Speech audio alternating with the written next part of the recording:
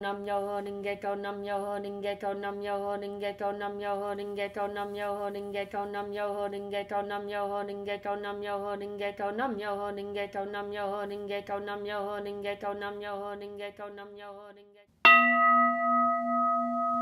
Hi, I'm Margaret. Today we're going to be talking about warning signs that you're manifesting what you don't want. Now, you know, in this vlog for the last couple of times we've been working on a series exploring how we get in our own way when chanting for a goal. We all use ourselves in ways that block achieving our goals. But the longer we practice, the more we become aware of what we're doing. And from time to time, we need to stop and examine what we're doing if we're not achieving our goals. In this vlog today, I'm going to discuss some of the issues that I've personally become aware of, and I hope that they'll be helpful to you. So the question we're answering today is, I have lots of negative thoughts when chanting for my goal. How do I change that? Well, we all need to remember we're one with the energy of the universe. And our minds are one with the creative energy of the universe, so that we have the power to create our lives as we wish them, or create what we fear.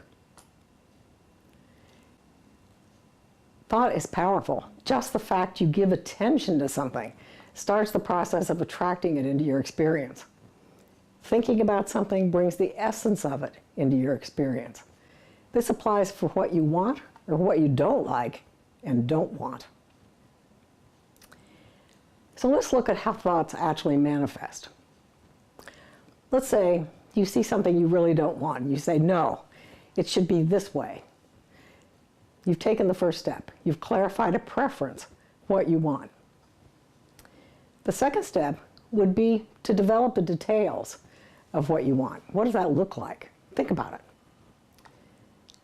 The third step, we begin to see things, conversations, articles that match our desires and show up in our experience. 4, since your life experience now matches your thoughts, it's becoming your truth, your belief. And number 5, beliefs manifest or are played out in our experience. And holding a belief directs our lives in a certain direction. Fortunately, there is a lag time between the time we start the process and the manifestation of whatever it is we're thinking about. So if you find yourself focusing on what you don't want, there's time to change it. So how do I now know that I'm manifesting what I don't want? So we want to look at the warning signs that you are manifesting what you don't want. They mean that you're resisting the manifestation of your goal.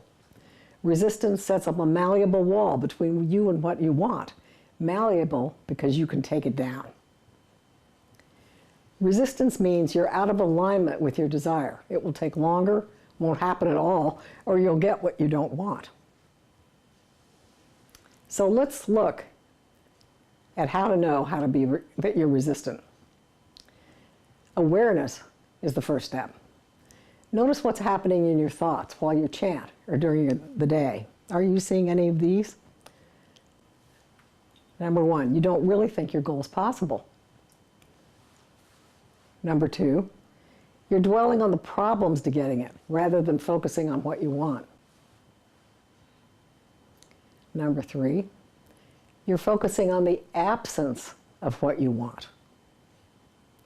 4, you're jealous of somebody who's gotten what you want.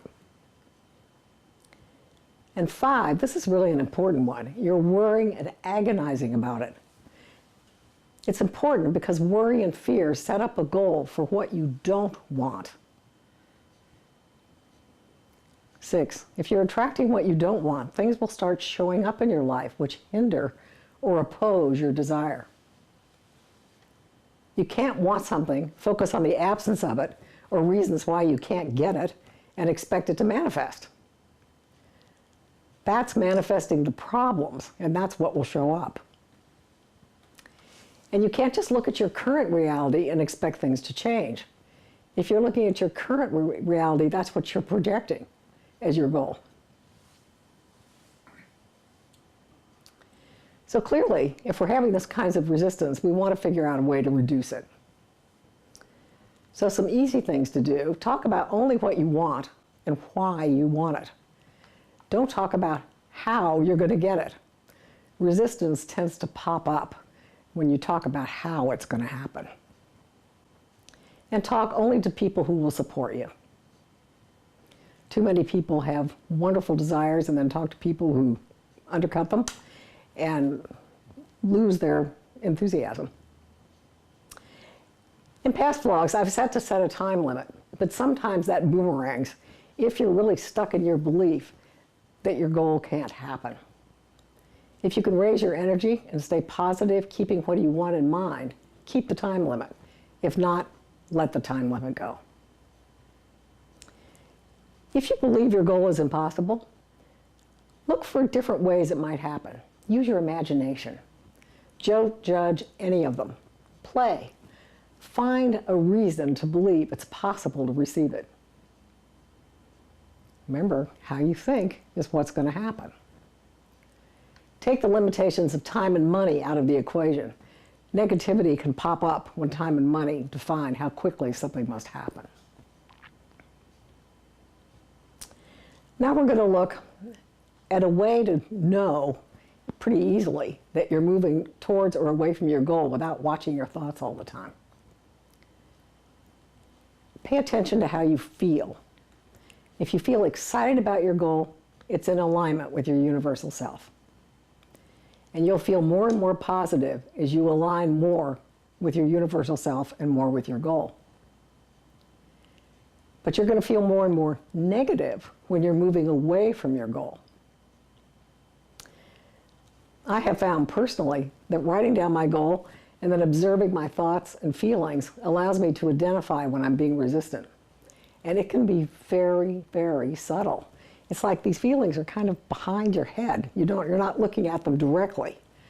So they can just be there without us even realizing it. So once we've identified the negative feelings and thoughts, what do? Now I'm going to be giving you a couple of exercises, and they're downloadable along with the vlog. So don't feel like you have to take anything down. So the first exercise, start writing down your thoughts and how you feel. And then try to write down a thought that allows you to feel a little better. Ask yourself, what thought feels better? Does it feel better to be critical of others or myself or be negative? Or to be happy with what I've done? Does it feel better to worry or to acknowledge the universe can handle it? Now I want to give you an example. Let's say you have a thought. I want $20,000. And you're excited about that. So you're in alignment. But then you have another thought. I don't have anything to offer for this. Oh, you feel powerless. You're out of alignment. A third thought. My friends tell me I'm being unrealistic. Well, that's irritating, but it's less out of alignment than feeling powerless. Then you think, I have skills. One of them might be a money maker. You're becoming optimistic, becoming aligned. I'm going to bounce this one off an entrepreneur. Eagerness, more in alignment still. I know I can do this. Other people have. Now you're empowered and fully in alignment. So you can see how this person went from negative thoughts, attracting what he or she didn't want to attract, to eagerness and empowerment, attracting what he or she wants. And you can do this on purpose with anything. Now let's look at exercise 2. When you feel a negative emotion, stop and notice what you were thinking about. A negative emotion is telling you that your inner universal self is not in alignment with what you're thinking, or that you were thinking the opposite of your desire, not thus attracting what you don't want. Once you've identified the negative thought, ask yourself, what do I want regarding this? And then just shift your thinking to what you want. And when you do this over and over, after a while, it becomes habitual. If you can't shift from negative to positive quickly, once you're knowing you're being negative, then try out thoughts that will help you move step by step out of negative feelings and into more positive ones, as we did in exercise 1. But understand, if you're feeling really negative, this could take days. It could be a process that goes over time. So in summary, we talked about all the things that get in the way of achieving our goals, and we all do them. And we talked about the fact that we're one with the creative power of the universe. And since our question was about handling negative thoughts, we looked at the great power of thoughts and how they manifest.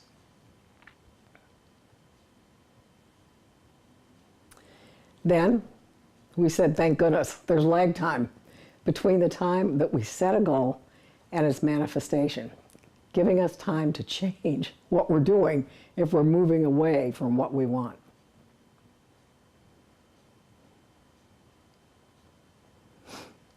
And we talked about 8 warning signs that you're manifesting what you don't want, and that negative feelings are a warning.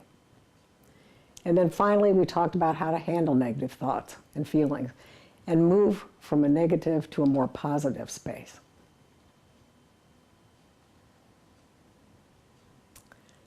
If you like this vlog, give it a thumbs up and please share it with your friends.